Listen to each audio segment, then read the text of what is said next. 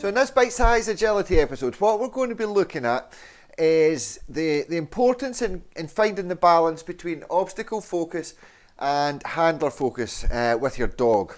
Okay, so that balance is really important. If you get that wrong, it can lead to certain problems. Okay, so we're just going to quickly talk through exactly what we mean by this. So there's obviously no exact sort of scientific way of measuring the ratio between obstacle focus and handler focus that your dog has got. There's no kind of scientific way of measuring that. However, if there was, then ideally what I would be looking for would be around 70% obstacle focus and 30% handler focus. That's the sort of ratio that I would be looking at for my dog with regards to this sort of thing. Okay, so the way I like to explain it is, so effectively this is like you driving your car and using the sat nav. Okay, you've got the majority of your attention has to be on the road. You have to be looking where you're going, whereas you've always got just one half of an eye on your sat nav to make sure that you're heading in the right direction. Okay, so if you say, for example, you weren't paying enough attention to the sat nav, the chances are you would get lost because you don't know where you're going. If you were paying too much attention to the sat nav and not much attention to the road, then the chances are you're going to have an accident or something's going to happen. Okay, so you have to have that balance. It's exactly the same as our dogs in agility. Effectively, when you're running your dog in agility, you are effectively your dog's sat nav. Okay, so your dog needs to be looking where it's going, but it also needs to be having that wee half an eye, paying attention to you and listening to your cues and your verbal and physical cues to make sure that it's always heading in the right direction. Okay, so we need the majority of the dog's focus to be on the obstacles to create the speed and the drive onto the obstacles, but the dog also needs to be paying attention to where you want it to go. Okay, so that's why I would like the ratio to be around 70 to 30 in favour of the obstacles. Okay, so what we're going to look at is we're going to look at kind of typical types of problems that you'll see if this balance isn't correct. Okay, so what we're going to look at is if, say, the balance was far more in favour of the obstacles and the dog was not paying much attention to the handler, then you'll see that those sorts of dogs getting lots and lots of eliminations. I'm sure we've all seen dogs completely just abandon their handler and race 20 metres across the ring just to take a tunnel, just for the fun of it.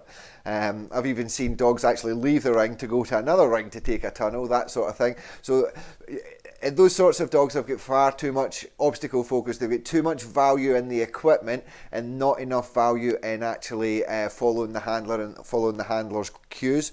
So you need to kind of do a little bit of work to redress that balance.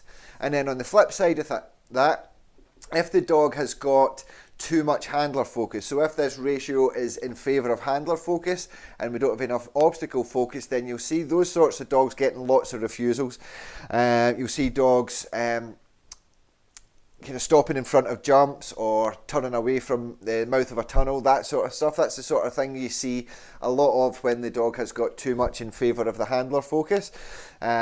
So what will happen is even this kind of slightest twitch from the handler's shoulders or hands or feet at the wrong time, and the dog will pull off an obstacle. So we don't have enough sort of value or understanding in driving onto the obstacle. So you'll get a lot of refusals with dogs like that, which again isn't ideal.